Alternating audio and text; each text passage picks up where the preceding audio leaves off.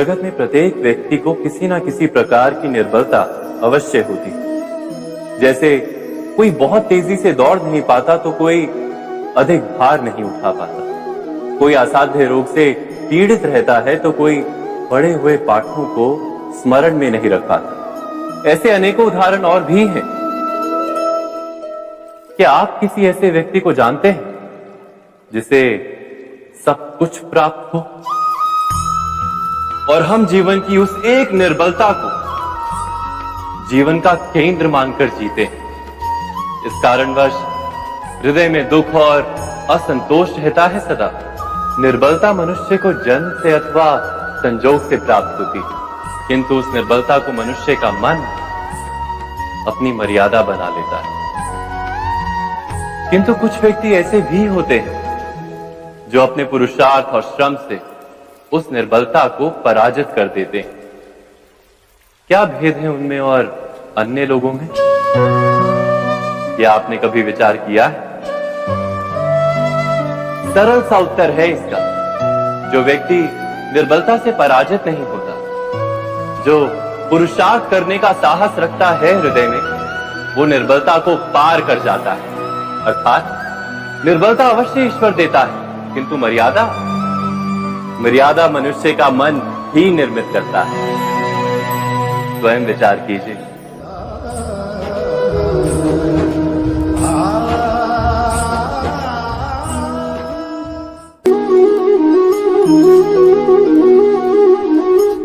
भविष्य का दूसरा नाम है संघर्ष। हृदय में आज इच्छा होती है और यदि पूर्ण नहीं हो पाती तो हृदय भविष्य की योजना बनाता है। भविष्य में इच्छा पूर्ण होगी ऐसी कल्पना करता रहता है, किंतु जीवन ना तो भविष्य में है ना अतीत में। जीवन तो इस क्षण का नाम, अर्थात इस क्षण का अनुभव ही जीवन का अनुभव। पर हम ये जानते हुए भी इतना सा सत्य समझ नहीं पाते। या तो हम बीते हुए समय के स्मरणों को घेर कर बैठे रहते, या फिर आने वाले समय के लिए हम योजनाएं बनाते रहते हैं और जीवन जीवन बीत जाता है। एक सत्य यदि हम हृदय में उतार लें कि ना हम भविष्य देख सकते हैं, ना ही भविष्य निर्मित कर सकते हैं, हम तो केवल धैर्य और साहस के साथ भविष्य को आलिंगन दे सकते हैं, स्वागत कर सकते हैं भविष्य का। तो क्या जीवन का हर पल जीवन से नहीं भर जाएगा? स्वयं विचार कीजिए।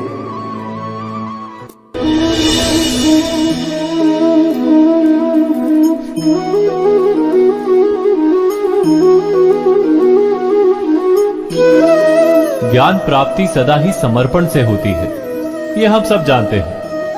किंतु समर्पण का वास्तविक महत्व क्या है? क्या हमने कभी विचार किया? मनुष्य का मन सदा ही ज्ञान प्राप्ति में विभिन्न बाधाओं को उत्पन्न करता है। कभी किसी अन्य विद्यार्थी से ईर्ष्या हो जाती है, कभी पढ़ाए हुए पाठों पर संदेह जमता है और कभी गुरु द्वारा दिया गया दंड मन को अहंकार से भर देता है। नहीं, क्या ऐसा नहीं होता? न जाने कैसे कैसे विचार मन को भटकाते हैं और मन की इसी अयोग्य स्थिति के कारण हम ज्ञान प्राप्त नहीं कर पाते। मन की योग्य स्थिति केवल समर्पण से निर्मित होती है। समर्पण मनुष्य के अहंकार का नाश करता है, ईर्ष्या, महत्वाकांक्षा आदि भावनाओं को दूर कर हृदय को शांत करता है और मन को एकाग्र करता है। वास्तव में ईश्वर की सृष्टि में ना ज्ञान की मर्यादा है ना ज्ञानियों की। गुरु दत्तात्रेय ने तो गाय और श्वान से भी ज्ञान प्राप्त कर लिया था।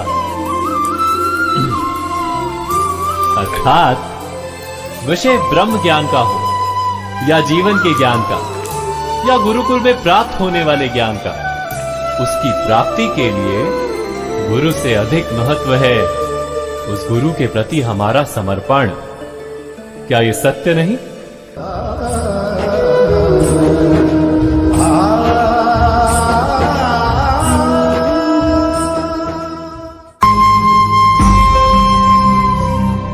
प्रत्येक मनुष्य के जीवन में ऐसा क्षण अवश्य आता है जब सारे स्वप्न, सारी आशाएं, सारे दृश्य ध्वस्त हो जाते हैं। जीवन के सारे आयोजन ही बिखर जाते हैं। एक और धर्म होता है और दूसरी ओर सुख।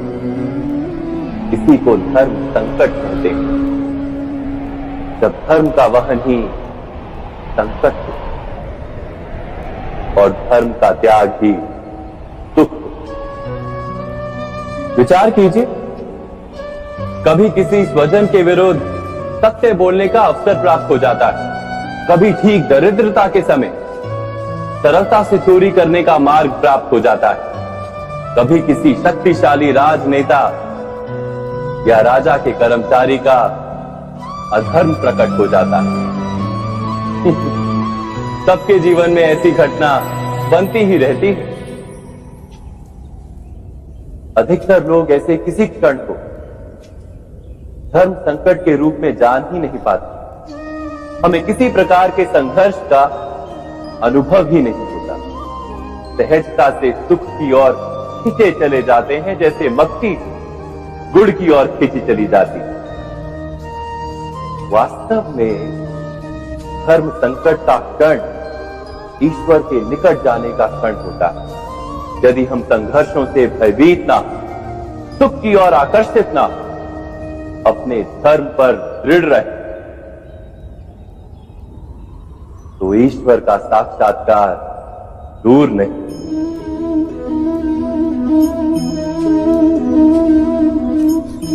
पवन से युद्ध करने वाला पत्ता यदि पेड़ से गिरता है तो भी आकाश की ओर उठता है।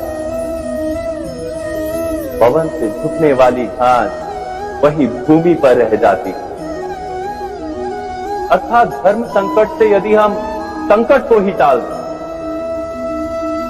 तो सुख तो मिलता है, जीवन बढ़ता है, किंतु क्या चरित्र नहीं टूटता? क्या आत्मा दरिद्र नहीं हो जाती? क्या ईश्वर से अंतर नहीं हो जाता? स्वयं विचार कीजिए। दो व्यक्ति जब निकट आते हैं तो एक दूसरे के लिए सीमाएं और मर्यादाएं निर्मित करने का प्रयत्न अवश्य करते हैं। हम यदि सारे संबंधों पर विचार करें तो देखेंगे कि इन सारे संबंधों का आधार यही सीमाएं हैं जो हम दूसरों के लिए निर्मित करते हैं। और यदि अनजाने में भी कोई अन्य व्यक्ति इन सीमाओं को तोड़ता है तो उसी क्षण हमारा हृदय क्रोध से भर जाता है। इन सीमाओं का वास्तविक रूप क्या है? क्या हमने कभी विचार किया? सीमाओं के द्वारा हम दूसरे व्यक्ति को निर्णय करने की अनुमति नहीं देते, अपना निर्णय उस व्यक्ति पर थोपते हैं, अर्थात किसी की स्वतंत्रता का अस्वीकार करते हैं। और जब स्वतंत्रता का अस्वीकार किया जाता है तो उसका हृदय दुख से भर जाता है। और जब वो सीमाओं को तोड़ता है तो हमारा हृदय क्रोध से भर जाता है। क्या ऐसा नहीं होता?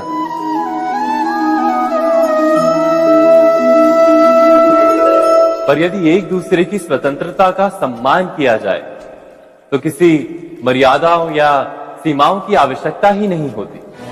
अर्थात जिस प्रकार स्वीकार किसी संबंध का देह है, क्या वैसे ही स्वतंत्रता किसी संबंध की आत्मा नहीं? स्वयं विचार कीजिए। सबके जीवन में ऐसा प्रसंग अवश्य आता है कि सत्य कहने का निश्चय होता है हृदय में, किंतु मुख से सत्य निकल नहीं पाता। कोई भय मन को घेर लेता है। किसी घटना अथवा प्रसंग के बारे में बात करना या फिर स्वयं से कोई भूल हो जाए उसके बारे में कुछ बोलना, क्या ये सत्य है? नहीं, ये तो केवल तथ्य है। अर्थात जैसा हुआ था वैसा केवल बोल देना सामान्य सी बात है।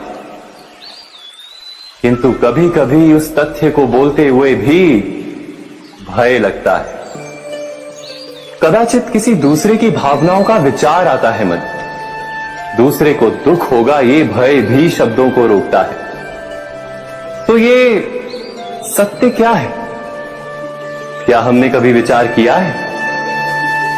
जब भय रहते हुए भी कोई तथ्य बोलता है तो वो सत्य कहलाता है। वास्तव में सत्य कुछ और नहीं, केवल निर्भयता का दूसरा नाम है। और निर्भय होने का कोई समय नहीं होता, क्योंकि निर्भयता आत्मा का स्वभाव है। अर्थात क्या प्रत्येक क्षण सत्य बोलने का क्षण नहीं होता?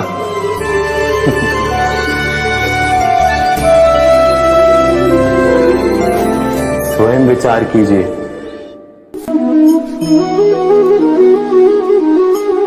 श्रेष्ठता का क्या अर्थ है? श्रेष्ठता का अर्थ है दूसरों से अधिक ज्ञान प्राप्त करना। अर्थात मूल्य इस बात का नहीं कि स्वयं कितना ज्ञान प्राप्त किया, मूल्य इस बात का है कि प्राप्त किया हुआ ज्ञान अन्य लोगों से कितना अधिक है। अर्थात श्रेष्ठता की इच्छा ज्ञान प्राप्ति को भी एक स्पर्धा बना देती है। और स्पर्धा में विजय अंतिम कब होती है?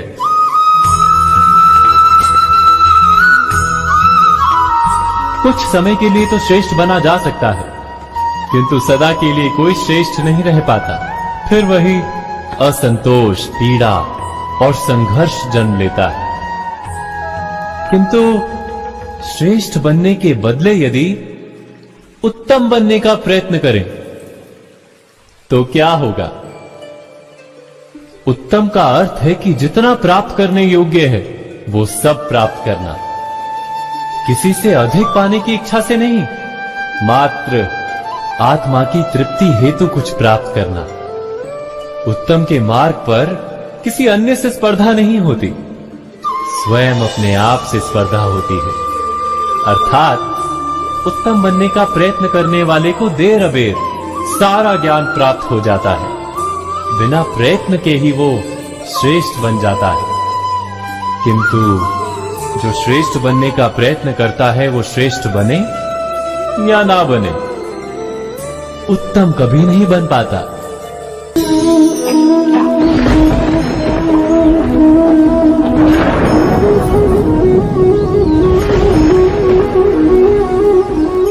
सपनों और पूर्वाभासों के आधार पर हम भविष्य के सुख दुख की कल्पना करते हैं। भविष्य के दुख का कारण दूर करने के लिए हम आज योजना बनाते हैं।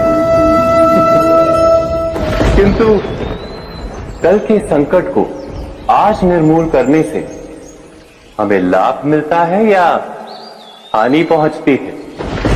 ये प्रश्न हम कभी नहीं करते। सत्य तो ये है कि संकट और उसका निवारण साथ जन से, व्यक्ति के लिए भी और सृष्टि के लिए भी। नहीं, आप अपने भूतकाल का स्मरण कीजिए, इतिहास को देखिए, आप तुरंत ही ये जान पाएंगे कि जब जब संकट आता है तब तब उसका निवारण करने वाली शक्ति भी जन्म लेती है। यही तो जगत का चलन है। वस्तुतः संकट ही शक्ति के जन्म का कारण है। प्रत्येक व्यक्ति जब संकट से निकलता है तो एक पद आगे बढ़ा होता है, अधिक चमकता है, आत्मविश्वास से अधिक भरा होता है, न केवल अपने लिए अपितु विश्व के लिए भी। क्या ये सत्य नहीं? वास्तव में संकट का जन्म है एक अवसर का जन्म, अपने आप को बदलने का, अपने विचारों को ऊंचाई पर करने का अवसर, अपनी आत्मा को बलवान और ज्ञान मंडित बनाने का अवसर। जो ये कर पाता है उसे कोई संकट नहीं होता, किंतु जो ये नहीं कर पाता वो तो स्वयं एक संकट है विश्व के लिए। विचार कीजिए।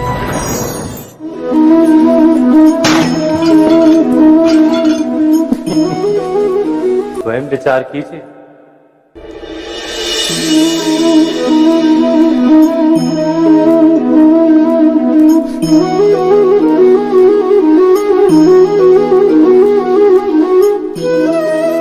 जीवन का हर क्षण निर्णय का क्षण होता है। प्रत्येक पद पर दूसरे पद के विषय में कोई निर्णय करना ही पड़ता है और निर्णय अपना प्रभाव छोड़ जाता है। आज किए गए निर्णय भविष्य में सुख अथवा दुख निर्मित करते हैं, ना केवल अपने लिए, अपने परिवार के लिए भी, आने वाली पीढ़ियों के लिए भी। जब कोई दुविधा सामने आती है तो मन व्याकुल हो जाता है, अनिश्चय से भर जाता है। निर्णय का वो क्षण युद्ध बन जाता है और मन बन जाता है युद्ध भूमि। अधिकतर निर्णय हम दुविधा का उपाय करने के लिए नहीं, केवल मन को शांत करने के लिए लेते हैं। पर क्या कोई दौड़ते हुए भोजन कर सकता है? नहीं। तो क्या युद्ध से जूझता हुआ मन कोई योग्य निर्णय ले पाएगा? वास्तव में शांत मन से जब कोई निर्णय करता है तो अपने लिए सुखद भविष्य बनाता है। किंतु अपने मन को शांत करने के लिए जब कोई निर्णय करता है तो वो व्यक्ति भविष्य में अपने लिए कांटों भरा वृक्ष लगाता है। स्वयं विचार कीजिएगा।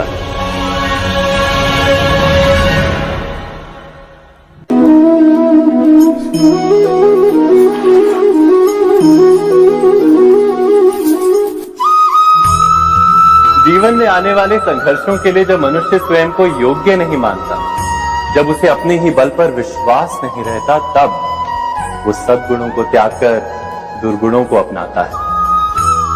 वस्तुतः मनुष्य के जीवन में दुर्जनता जन्म ही तब लेती है जब उसके अंतर में आत्मविश्वास नहीं होता। आत्मविश्वास ही अच्छाई को धारण करता है। ये आत्मविश्वास है क्या?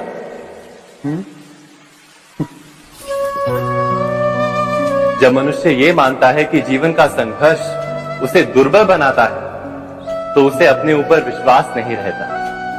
वो संघर्ष के पार जाने के बदले संघर्ष से छूटने के उपाय ढूंढने लगता है। किंतु जब वो ये समझता है कि ये संघर्ष उसे अधिक शक्तिशाली बनाते, ठीक जैसे व्यायाम करने से देह की शक्ति बढ़ती है, तो प्रत्येक संघर्ष के साथ उसका उत्साह बढ़ता है। अर्थात आत्मविश्वास और कुछ भी नहीं, मन की स्थिति, जीवन को देखने का दृष्टिकोण मात्र है। और जीवन का दृष्टिकोण तो मनुष्य के अपने वश में होता है। स्वयं विचार कीजिए।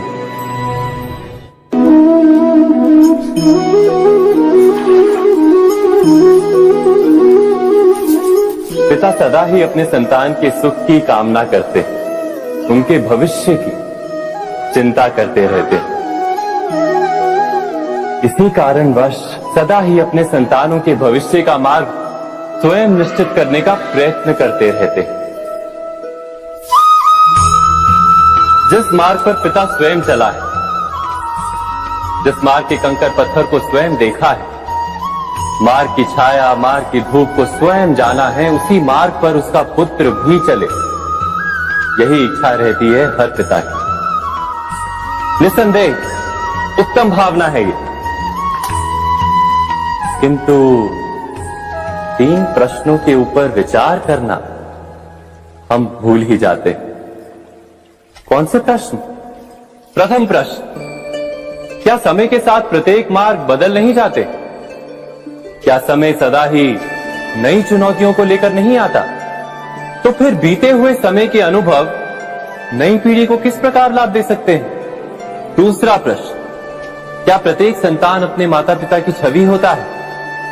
हाँ, संतानों को संस्कार तो अवश्य माता पिता देते हैं, किंतु भीतर की क्षमता तो ईश्वर देते हैं। तो जिस मार्ग पर पिता को सफलता मिली है, विश्वास है कि उसी मार्ग पर उसकी संतानों को भी सफलता और सुख प्राप्त होगा। तीसरा प्रश्न, क्या जीवन के संघर्ष और चुनौतियां लाभकारी नहीं होती? क्या प्रत्येक नया प्रश्न एक नए उत्तर का द्वार नहीं खोलता? तो फिर संतानों को नए नए प्रश्नों, संघर्षों और चुनौतियों से दूर रखना, ये उनके लिए लाभ करना कहलाएगा या हानि पहुंचाना? अर्थात जिस प्रकार संतान के भविष्य का निर्माण करने के बदले उसके चरित्र का निर्माण करना श्रेष्ठ है, वैसे संतानों के जीवन का मार्ग निश्चित करने के बदले उन्हें नए संघर्षों के साथ जूझने के लिए मनोबल व ज्ञान देना अधिक लाभदायक नहीं होगा? स्वयं विचार कीजिए। मनुष्य की सबसे बड़ी दुर्बलता क्या होती है? सोचिए। धन, प्रेम, अहंकार। मनुष्य की सबसे बड़ी दुर्बलता होती है उसके रहस्य। चाहे आप कितने भी शक्तिशाली क्यों ना हो, कितने भी प्रबल क्यों ना हो, परंतु उसके रहस्य उसके नाश की चाबी होती है। इसलिए यदि प्रबल रहना है, शक्तिशाली रहना है, समर्थ रहना है, तो अपने रहस्य को किसी को भी ना बताएं, ना मित्र को और ना ही शत्रु को, क्योंकि समय पड़ने पर कब कौन शत्रु हो जाए ऐसा कहना संभव नहीं। विभीषण को रावण के अमृत कुंड का ज्ञात था, इसीलिए प्रभु श्री राम रावण का वध करने में सफल हो सके। इसलिए उचित यही है कि आप अपने रहस्य को स्वयं तक ही सीमित रखें। मनुष्य जीवन की परीक्षा में सफल होने के लिए क्या नहीं करता? वो परिश्रम करता है, दौड़ भाग करता है, और ये सब करने के पश्चात भी जब उसका काम नहीं बनता तो वो नकल करता है ना? तनिक लौटिए अपने बचपन में, स्मरण कीजिए अपने बचपन की स्मृतियों का। क्या स्मरण हुआ? विद्यालय में जब आप परीक्षा देने जाते थे तो क्या होता था? आप ना सही, परंतु कोई ना कोई सफलता पाने के लिए नकल करता ही था और उत्तीर्ण भी हो जाता था, है ना? परंतु जीवन की परीक्षा ऐसी नहीं होती। नकल करने वाला सफल नहीं होता। कारण विद्यालय में सबके प्रश्न पत्र एक होते थे, परंतु जीवन के प्रश्न पत्र और उनकी कठिनाई सबके लिए भिन्न होती, तो निश्चित रूप से उनके उत्तर भी भिन्न होंगे ना। इसलिए यदि आपको जीवन में सफलता पानी है तो नकल ना कीजिए, स्वयं के प्रश्नों का उत्तर स्वयं ढूंढिए और सफलता आपकी ही होगी। मनुष्य का जीवन हार और जीत, विजय और पराजय, सफलता और असफलता के मध्य झूलता रहता है। आपके साथ भी ऐसा होता होगा, है ना? जब आप सफल होते हैं, किसी चुनौती पर विजय पाते हैं, तो मन प्रसन्नता से आनंद के उपवन में झूमने लगता है, और जब आप असफल होते हैं तब मन दुख और पीड़ा के सागर में डूबने लगता है। परंतु वास्तव में सफलता और असफलता है क्या? तनिक ध्यान से सोचिए। ये केवल हमारी मनोस्थिति मात्र है। हमारी पराजय तब नहीं होती जब हमारा शत्रु विजय प्राप्त कर ले। हमारी पराजय तब होती है जब हम पराजय स्वीकार करें। हम असफल तब नहीं होते जब हम लक्ष्य ना पा सके।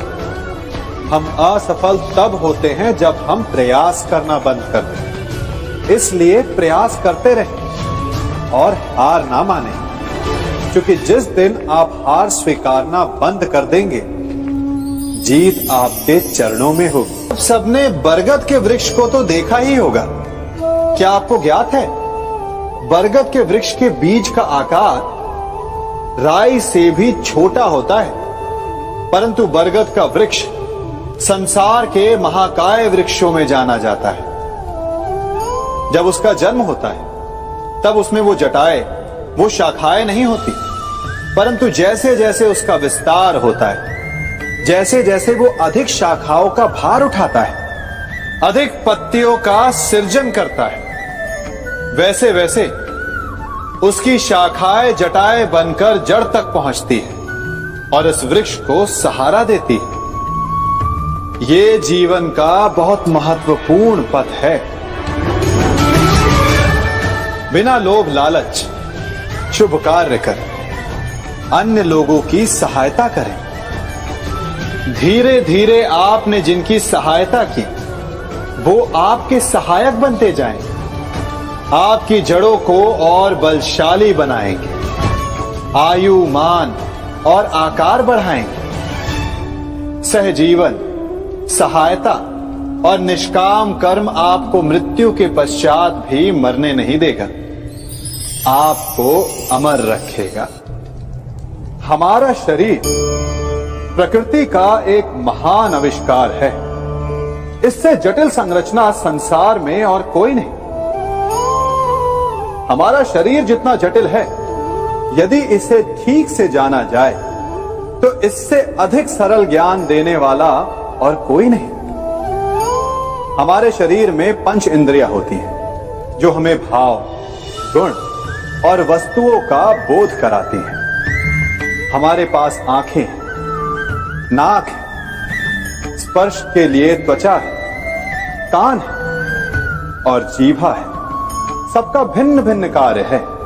आंखों से देखना, कानों से सुनना, नथनों से श्वास लेना, त्वचा से स्पर्श करना और जीभा से स्वाद लेना। परंतु क्या आपने कभी सोचा कि प्रकृति ने हमें 2 आंखें दी, 2 नथने दी, 2 कान दी, स्पर्श के लिए ये पूरा शरीर दी, परंतु जीभा केवल 1 दी?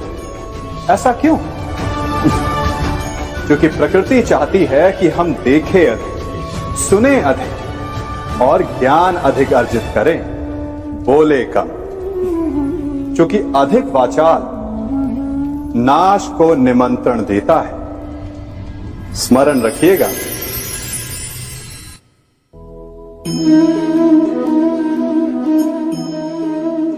ये सदा यही कहते आए कि यदि आगे बढ़ना है तो अपनों का साथ दो। सत्य कहते हैं, अपनों का साथ देना ही चाहिए, परंतु साथ देने से पूर्व ये अवश्य पहचान लेना चाहिए कि अपने हैं कौन। क्या अपने वही होते हैं जिनके साथ हमारा रक्त संबंध होता है, या अपने मित्र? अपने वो होते हैं जो हमें सद्कार्य के लिए प्रेरित करें, हमें आगे बढ़ाएं, हमारा साथ दें। और वो जिनका साथ देने से समाज का नाश, धर्म की हानि, वो सगे हो करके भी सगे नहीं होते।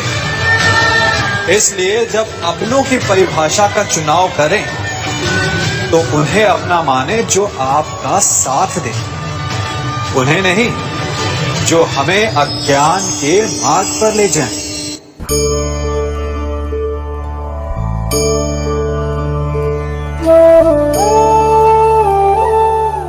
आप जिनसे प्रेम करते हैं, सदा उनके समीप रहना चाहते हैं, नहीं चाहते कि कभी अपनों से दूर होना पड़े, बिछड़ना पड़े।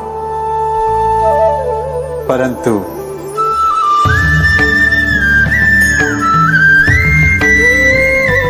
एक समय के पश्चात अपनों से दूर हो जाना उन्नति के लिए आवश्यक है। आप माता पिता हैं।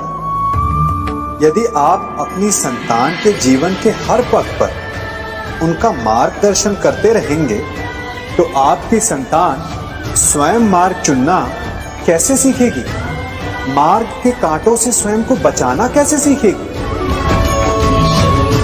इसीलिए एक समय के पश्चात अपनों से बनाई गई दूरी सदा लाभदायक रहती है। आज मैं आप सबको एक कथा सुनाता हूं। एक दिन प्रातः एक व्यापारी अपने घर से निकला।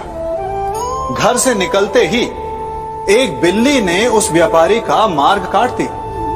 व्यापारी घबरा गया, वो फिर से घर लौट गया और शुभ घड़ी की प्रतीक्षा करने लगा।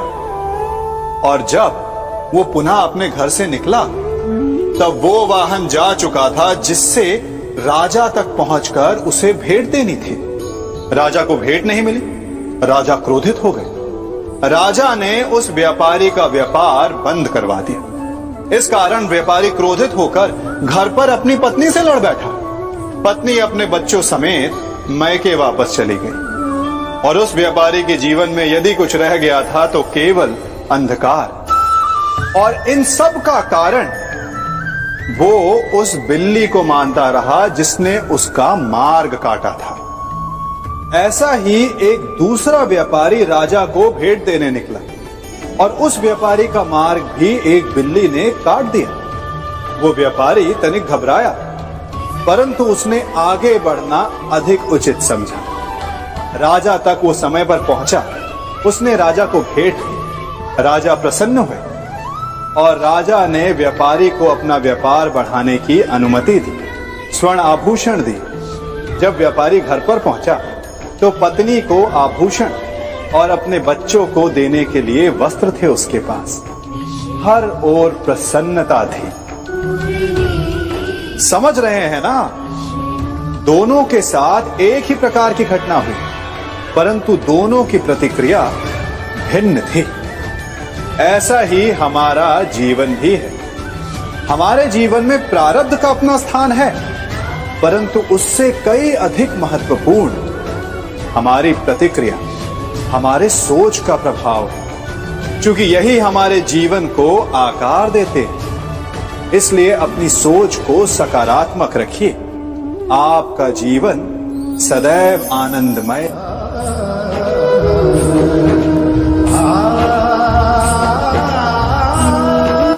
हम सभी अपने जीवन में कोई ना कोई